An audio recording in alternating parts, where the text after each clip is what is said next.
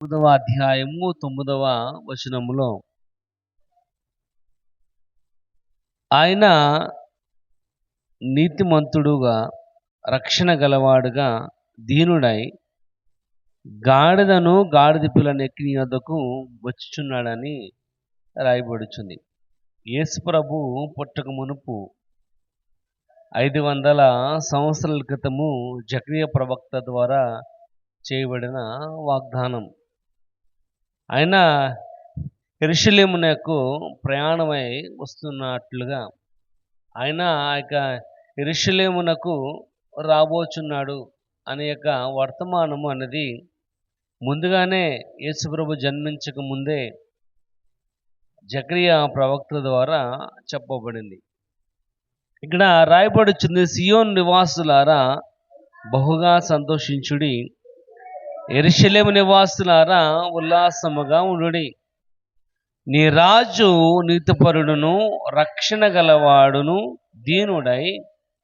ఇక్కడ రాయబడుచుంది, నీ రాజు నీతిమంతుడు, నీ రాజు రక్షణ గలవాడు, ఆయన నీ రాజు దీనుడై నీ వద్దకు వస్తున్నాడు. ఈ యొక్క గతకాల సమయంలో దేవుని యొక్క వాక్య భాగము రాయబడుచుంది. దేవుడు నీ హృదయములో ప్రవేశించినట్లయితే, దేవుడు నీ హృదయంలో ప్రవేశించినట్లయితే జరుగు కార్యాలేంటి? యేసు ప్రభు నీ హృదయములో ప్రవేశించినట్లయితే, ఆయన నీ హృదయంలోనికి వచ్చినట్లయితే ఏం సంభవించనై ఉంది?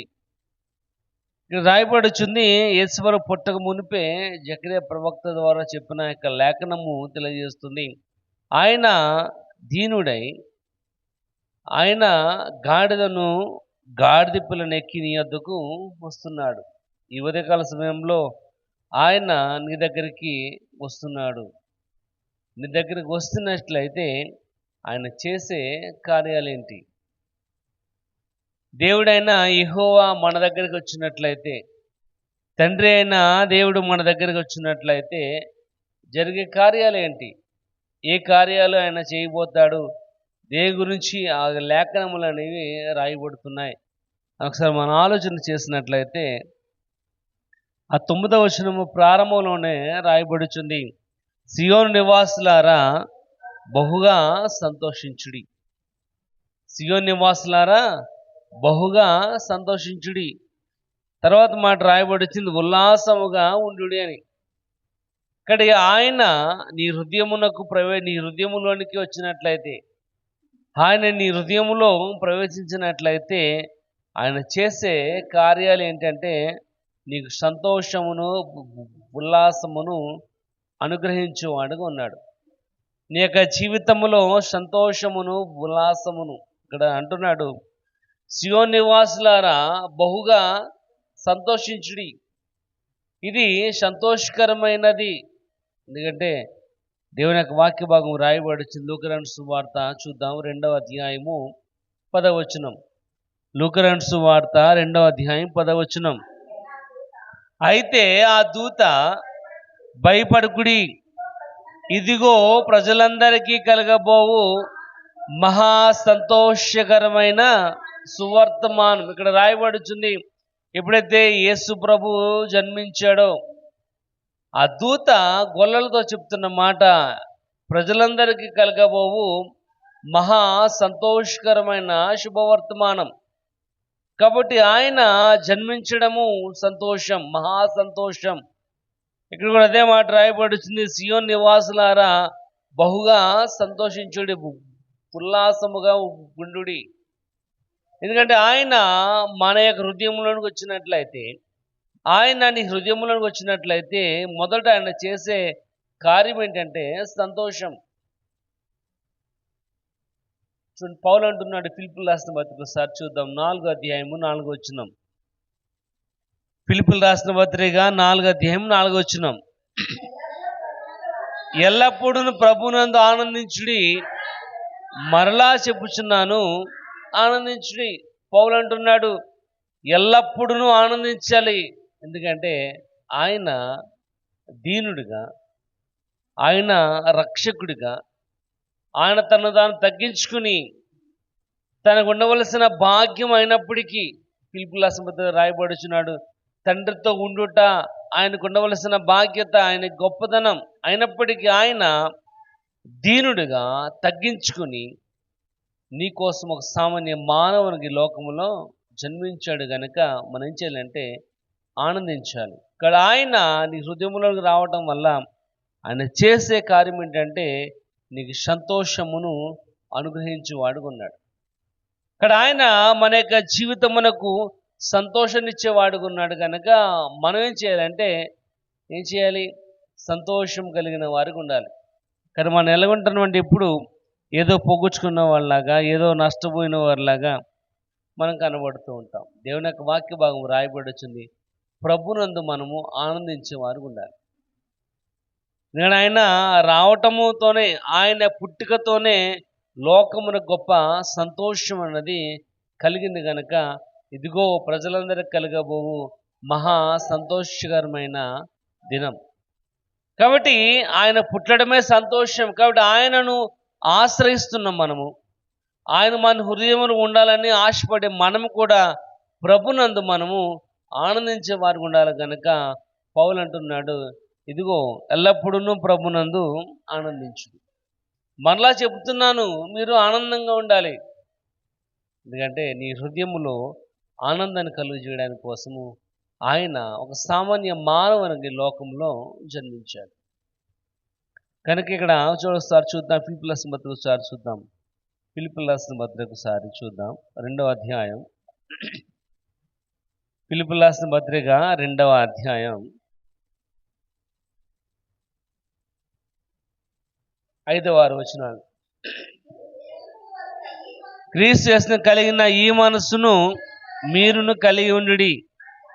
ఆయన దేవుని స్వరూపము కలిగిన వాడయుండి దేవునితో సమానంగా ఉండుట విడిచిపెట్టకూడదని భాగ్యమని ఎంచుకొనలేదు, కానీ మనుషుని పోలికగా పుట్టి దాసుని స్వరూపమును ధరించుకుని తన్ను తాను రిక్తునిగా చేసుకున్నాడు.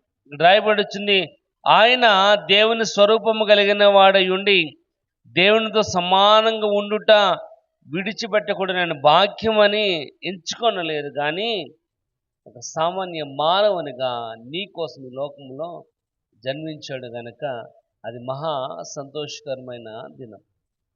కాబట్టి ఆ యేసువారు పుట్టక ముందు జకరియా చెప్తున్నాడు, ఇదిగో మీరు బహుగా సంతోషంగా ఉండాలి, ఎందుకంటే నీ రాజు నీతిమంతుడై, నీ రాజు రక్షణ గలవాడై, నీ రాజు దీన మనస్కుడై నీ కోసం ఆయన రాబోతున్నాడు. కనుక ఆయన నీ హృదయములను ప్రవేశించినట్లయితే ఒకటి ఆయన సంతోషాన్ని నీకు ఇవ్వగలడు. సంతోషాన్ని అనుగ్రహించేవాడుగా ఆయన లోకములోనికి రాబోతున్నాడు, వచ్చిన వాడుగా కనబడుతున్నాడు.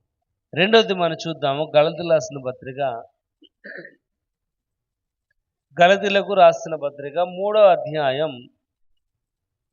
8వ వచనం చదువుకుందాం. 3వ అధ్యాయము 8వ వచనం. దేవుడు విశ్వాస మూలముగా అన్యజనులను నీతిమంతులుగా తీర్చినని లేఖనమును ముందుగా చూచి యందు అన్యజనులందరూ ఆశీర్వదింపబడుదురని అబ్రహామునకు సువార్త ముందుగానే ప్రకటించను. రెండోది, ఆయన నీ హృదయములోనికి వచ్చినట్లయితే, ఆయన హృదయములో ప్రవేశించినట్లయితే ఆయన చేసే కార్యాలలో మొదటి మనం నేర్చుకున్నాం, నీ హృదయమునకు ఆనందమును సంతోషమును కలుగజేయడానికి కోసం. రెండోది ఇక్కడ రాయబడి వచ్చింది, ఆయన మన హృదయములోనికి వచ్చినట్లయితే నిన్ను నీతిమంతునిగా చేయగలడు. నిన్ను నీతిమంతునిగా, ఎందుకంటే మనం అనీతిమంతులము, దేవుని తండ్రిని ప్రభువాని పిలవడానికి కూడా యోగ్యులము కానటువంటి వారము, ఎన్నిక లేని వారము అయినప్పటికీ ఆయన అన్యజనులైన మన వైపు తన యొక్క ప్రేమను చూపించాడు కనుక యోహాను సువార్త 1వ అధ్యాయంలో రాయబడుచుంది, తన వారే తనను అంగీకరించలేదు. ఆయన సొంత వారు ఆయనను అంగీకరించకపోవడం వలన ఆయన మన వైపు తిరిగాడు కనుక ఎంతమంది అయితే ఆయనను అంగీకరిస్తారో అంగీకరించిన వారందరూ కూడా ఆయనకి పిల్లలుగా ఉంచారు అని రాయబడుచుంది. ఇక్కడ అంగీకరించే వారందరూ ఎవరైతే ఆయనను తన సొంత రక్షకుడు అంగీకరిస్తారో వారందరినీ కూడా నీతిమంతులుగా చేయడమే ఆయన యొక్క పని. ఇక్కడ ఆయన రాబోతున్నాడు కనుక, ఆయన వచ్చాడు కనుక, వచ్చిన ఆయన నీ హృదయంలో కనుక ప్రవేశించినట్లయితే ఆయన్ని నీతిమంతునిగా చేస్తాడు. ఇక్కడ రాయబడుచుంది ఈ 8వ వచనంలో, దేవుడు విశ్వాస మూలముగా అన్యజనులను నీతిమంతులుగా తీరుస్తాడు. అన్యజనులైన మనల్ని ఆయన నీతిమంతులు తీర్చడం గల కారణం ఏంటంటే ఆయన నీ కోసము వచ్చాడని అర్థం చేసుకోవాలి. ఎందుకంటే నువ్వు నశించిపోవడం ఆయనకి ఎంత మాత్రం కూడా ఇష్టం లేదు. అందుకే ఆయన అంటున్నాడు, నేను రోగుల కొరకే వైద్యుడని కానీ ఆరోగ్యంగా ఉన్న వాడికి మాత్రం కాదు. నేను బలహీనుడుగా ఉన్న వారి కోసం వచ్చాను. నేను ఎవరైతే నశించిపోతున్నారో నశించిన దానిని వెతికి రక్షించడానికి మనిషి కుమారుడు ఈ లోకంలోనికి వచ్చాడు. కాబట్టి ఆయన నువ్వు నశించిపోవడం ఇష్టం లేదు. ఎందుకంటే నువ్వు ఆ పాపంలో నశించిపోవడం, ఎందుకంటే పాపం వల్ల వచ్చే జీతం మరణం. ఇక్కడ మరణములో నువ్వు నశించిపోవడం ఆయనకు ఎంత మాత్రము ఇష్టం లేదు కనుక నిన్ను నీతిమంతునిగా చేయడానికి కోసము ఆయన ఈ లోకంలోనికి వచ్చాడు. కనుక ఆయన రావటం వలన సంతోషం మాత్రమే కాకుండా నిన్ను నీతిమంతులుగా కూడా చేస్తున్నారు. అందుకే ఇక్కడ రాయబడుచుంది, విశ్వాస మూలముగా అన్యజనులను నీతిమంతులుగా తీరుస్తుంది. కాబట్టి ఈ వర్తమానము ముందుగానే సువార్త అబ్రహాం దగ్గరికి వెళ్ళింది. నీ యొక్క జనాంగాన్ని చూడండి, అక్కడ రాయబడుతుంది, నీ యందు అన్యజనులందరూ కూడా ఆస్వాదింపబడుదురు. అబ్రహాము ద్వారా అన్యజనులందరూ కూడా రక్షణ నీతిమంతులుగా వారు ఉండడం గల కారణం ఏంటంటే ఈ యొక్క వర్తమానం ఆల్రెడీ యేసుప్రభు జన్మించక ముందే అబ్రహాము దగ్గరికి సువార్త అనేది వెళ్ళింది. అది ప్రియమైన వాళ్ళ ఏంటో సువార్త అంటే నిన్ను నీతిమంతునిగా చేయటం, ఆ పాపం యొక్క మలినములు నీ మీద అంటకుండా నిన్ను పరిశుద్ధపరచడమే దేవుని యొక్క నీతి, ఆయన యొక్క గొప్పతనం. అందుకే రాయబడుచుంది, ఈ రాజు నీతిపరుడును రక్షణ గలవాడును దీనుడై నీ కోసము వస్తున్నాడు. కాబట్టి ఆయన నీ హృదయంలోనికి వచ్చినట్లయితే నిన్ను నీతిమంతునిగా తీర్చగలడు. అదే రోమ పత్రిక 3వ అధ్యాయము 28వ వచనం చూద్దాం. రోమ 3:28.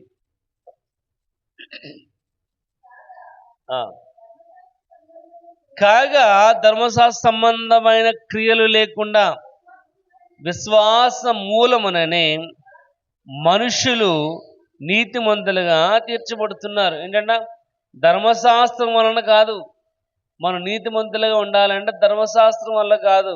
కానీ ఇక్కడ రాయబడుచుంది, విశ్వాస మూలముననే మనుషులను నీతిమంతులుగా తీరుస్తున్నాడు. ఇక్కడ ఆయన రావడం గల కారణము ఆయన హృదయంలోకి వచ్చినట్టే నీళ్ళు విశ్వాసం కలుగు చేసి విశ్వాసం ద్వారా నేను నీతిమంతులుగా చేస్తున్నాడు ఆయన.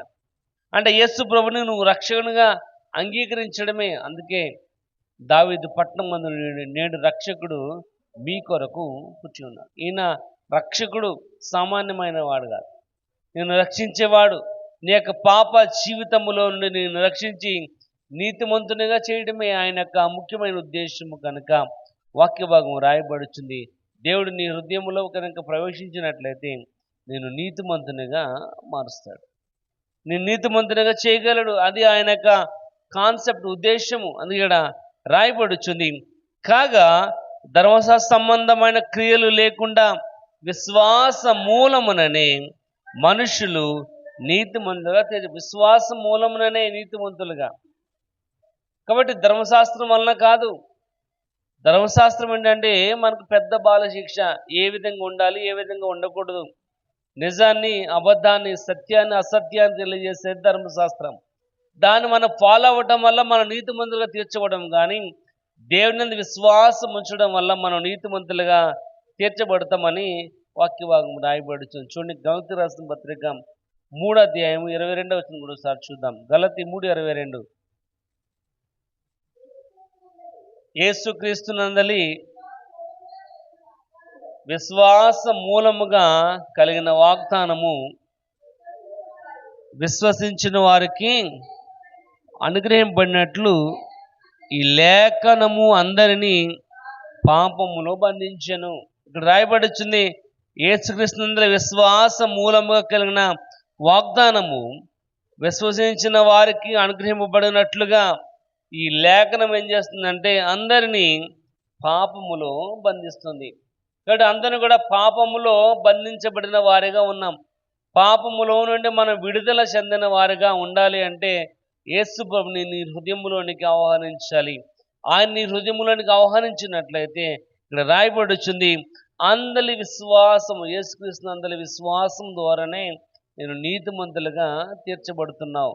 కాబట్టి ప్రియమైన వాళ్ళారా, నేను నీతిమంతులుగా చేయటమే ఆయన యొక్క ముఖ్యమైన ఉద్దేశం.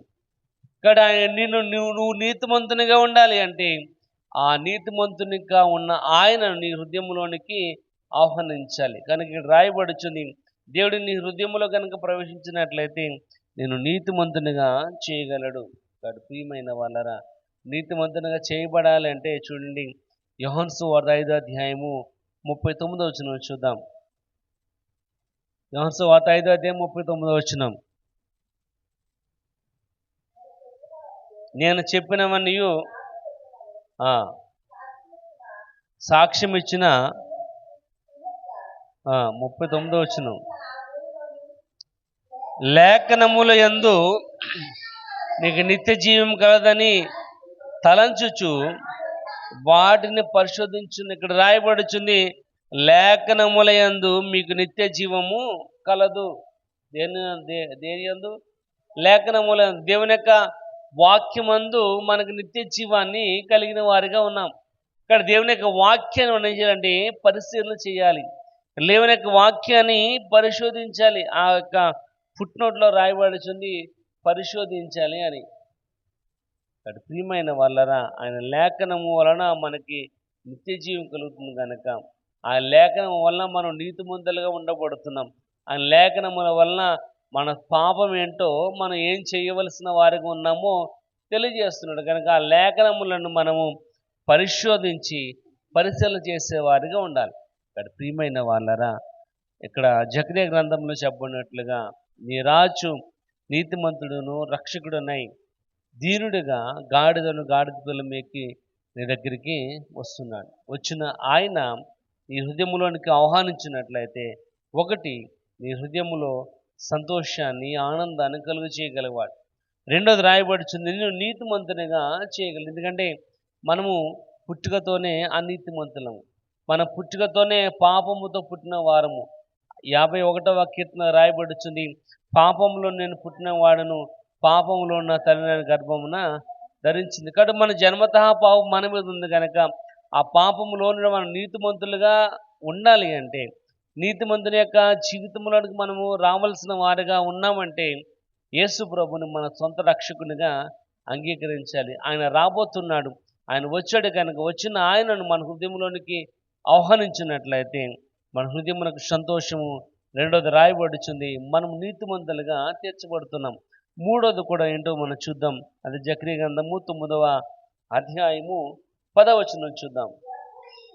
ఎఫ్రాయిములో రథములు ఉండకుండా నేను చేసేదను, యెరూషలేములో గుర్రములు లేకుండా చేసేదను, యుద్ధపు విల్లు లేకుండా పోవును, నీ రాజు సమాధాన వార్త అన్యజనులకు తెలియజేస్తాను. చాలండి, ఇక్కడ రాయబడుతుంది, నీ రాజు సమాధాన వార్త అన్యజనులకు తెలియజేస్తాను. మూడోది రాయబడుతుంది, ఆయన నీ హృదయంలోని ప్రవేశించినట్లయితే ఆయన చేసే కార్యములలో మూడోది ఏంటంటే నిన్ను సంరక్షించేవాడిగా, నీకు సమాధానం ఇచ్చేవాడిగా ఉన్నాడు.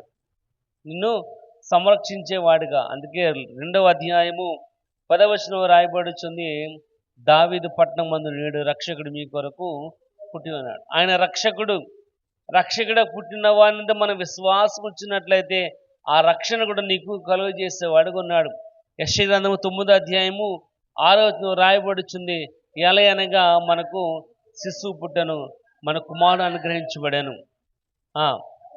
ఆయన భుజం మీద రాజ్యభారం ఉండను, ఆశ్చర్యకరుడు, ఆలోచనకర్త, నిత్యుడగు తండ్రి, సమాధానకర్త అని రాయబడుచుంది. ఆయనకి ఏ పేరంట?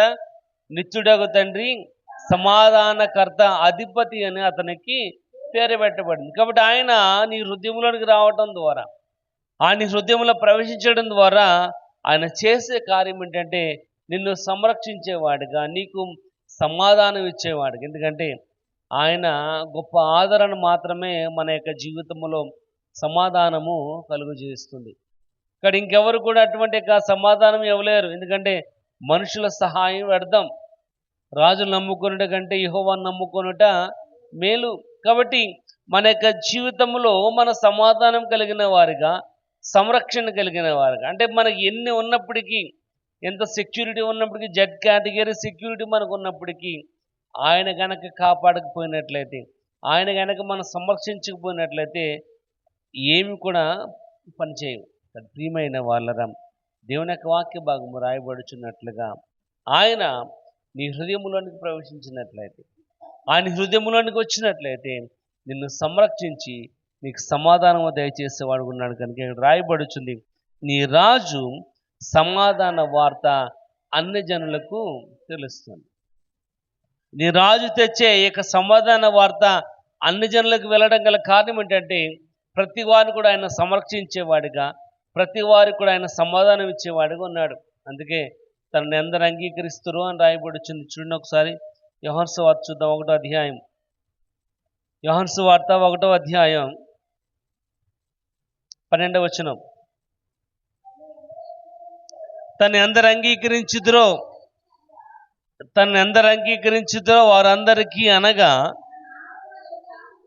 తన నామమున విశ్వాసం ఉంచిన వారికి దేవుని పిల్లల గుట్టకు ఆయన ఏంటంటే తను ఎందరు అంగీకరిస్తారో, ఎంతమంది ఆయన అంగీకరిస్తారో, అంగీకరించిన వారందరికీ కూడా ఆయన సంరక్షించేవాడిగా, సమాధానం ఇచ్చేవాడిగా ఉన్నాడు. కనుక ఆ సమాధానకర్త, అధిపతి అయిన దేవునికి ఆహ్వానం తెలియజేస్తున్నట్లయితే, నీ హృదయంలోనికి వచ్చినట్లయితే ఆయన తప్పకుండా నీకు సమాధానం ఇచ్చేవాడిగా ఉన్నాడు. చూడండి హోషే గ్రంథం ఒకసారి చూద్దాం. హోషే గ్రంథము 1వ అధ్యాయం. హోషే గ్రంథము 1వ అధ్యాయం 7వ వచనం చూద్దాం. అయితే అమ్మా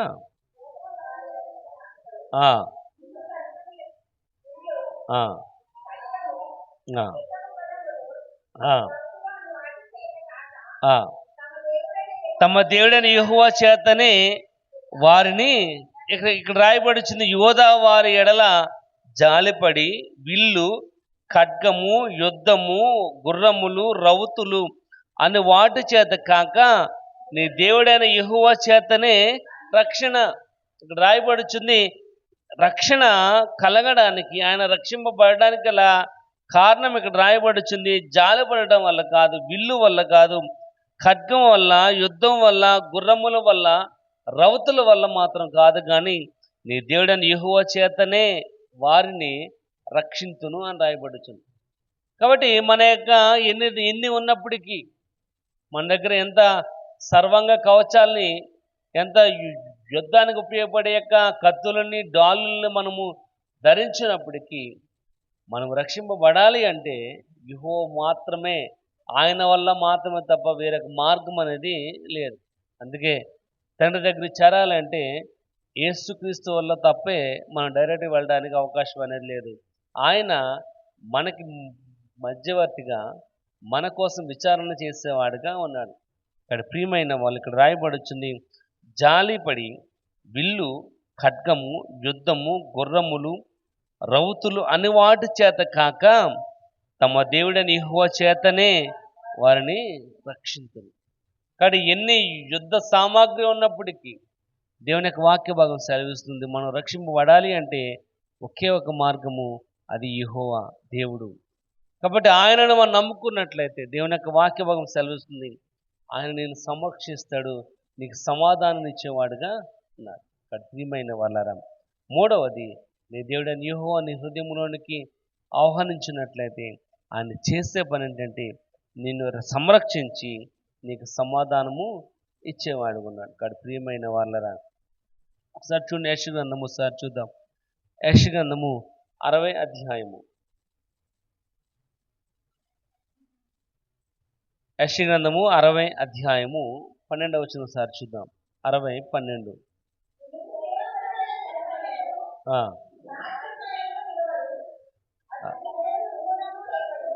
నిన్ను సేవింపనొల్లని జనమైనను రాజ్యమైనను నిలవదు. చాలండి.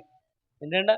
నిన్ను సేవింపనొల్లని, ఎవరైతే నిన్ను సేవించని ఏ జనమైనను ఏ రాజ్యమైనను నిలువదు అని రాయబడుతుంది. ఎందుకంటే ఆయన్ను సేవించకుండా మనం బ్రతకాలంటే బ్రతకలేం. ఆయన్ను ఆరాధించకుండా మనం ఉండాలంటే ఉండలేం. ఎందుకంటే తనకు తానుగా వేరుగా ఉన్న ఏ ఇల్లు కూడా నిలువదు, ఏ రాజ్యం కూడా నిలువదు. ఇక్కడ రాయబడుతుంది, ఆయనను సేవించిన వాళ్ళని ఏ జనమైనను ఏ రాజ్యమైనను నిలవడానికి అవకాశం లేదు. ఎందుకంటే యేసుక్రీస్తు అందరికీ ప్రభువు. ఆయన అందరికీ ప్రభువు. నమ్ముకున్న ప్రతి వారికి, వారు ఏ జాతి వారైనా ఉండి, ఏ మతం అయినా ఉండి, ఏ కులం, ఏ రంగు అయిన వారు ఎవరైనప్పటికీ తను అంగీకరించిన వారందరికి కూడా ఆయన ప్రభుగా ఉన్నాడు. కనుక క్రిస్టియానిటీ అంటే ఒక మార్గం, మతం అయితే కాదు. ఇది మతము కాదు, ఇది మార్గం. యేసే మార్గం, సత్యమైన మార్గం. ఈ మార్గంలోనికి మనము రావలసిన వారిగా ఉండాలని ఆయనకు ఉద్దేశము. కనుక ఆయనను ఇక్కడ రాయబడుచున్నట్లుగా సేవింపనోళ్ళని ఏ జనమైనను ఏ రాజ్యమైనను నిలవదు. కాబట్టి ఆయనే యేసు ప్రభువే అందరికీ ప్రభువు. ఆయన అందరికీ ఉపకారి.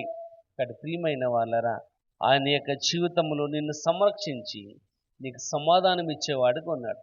కనుక ఆయన హృదయంలోనికి ఆహ్వానించాలి. ఎప్పుడైతే ఆయన హృదయంలోనికి ఆహ్వానించావో ఆయనకి సమాధానము, సంతోషమును, శాంతిని, ధైర్యమును కలుగజేసేవాడుగా ఉన్నాడు. కనుక ప్రియమైన వాళ్ళరా, దేవుని యొక్క వాక్యభాగం సెలవిస్తున్నాడు, ఆయన పుట్టక ముందే వాగ్దానం చేయబడింది ఆయన ఎటువంటి వాడని.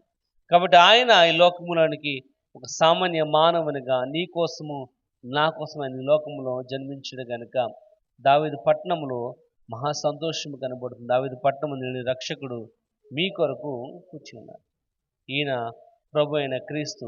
దానికి ఇదే మీకు ఆనవాలు. ఆ ఆనవాలు ఏంటంటే ఆయన నీ హృదయంలోకి రావటం వల్ల, నీ హృదయంలో జన్మించడం వల్ల ఒకటి సంతోషాన్ని, ఆనందాన్ని కలుగు చేసేవాడుకున్నాడు.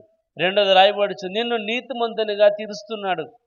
మలినమైపోయిన నీ యొక్క జీవితము, ఆ దాస్యపు కాడి కింద ఉన్న నీ యొక్క జీవితమును, ఆ భారములోను నేను విడుదల చేయడమే ఆయన యొక్క ముఖ్యమైన కాన్సెప్ట్. కనుక నేను నీతిమంతుగా తీరుస్తున్నాడు. మూడోది రాయబడుతుంది, నిన్ను సంరక్షించి నీకు సమాధానం ఇచ్చేవాడుకున్నాడు. కనుక ఆయన లోకములోనికి సమాధానకర్తగా వచ్చాడు. కనుక యెషయా అంటున్నాడు, సమాధానకర్త అని అతనికి పేరు పెట్టబడింది. కాబట్టి ప్రియమైన వాళ్ళారా, ఆ సమాధానకర్త అయిన దేవునికి నీ హృదయములో ఆహ్వానించినట్లయితే అదే నిజమైన క్రిస్మస్, అదే నిజమైన ఆనందం.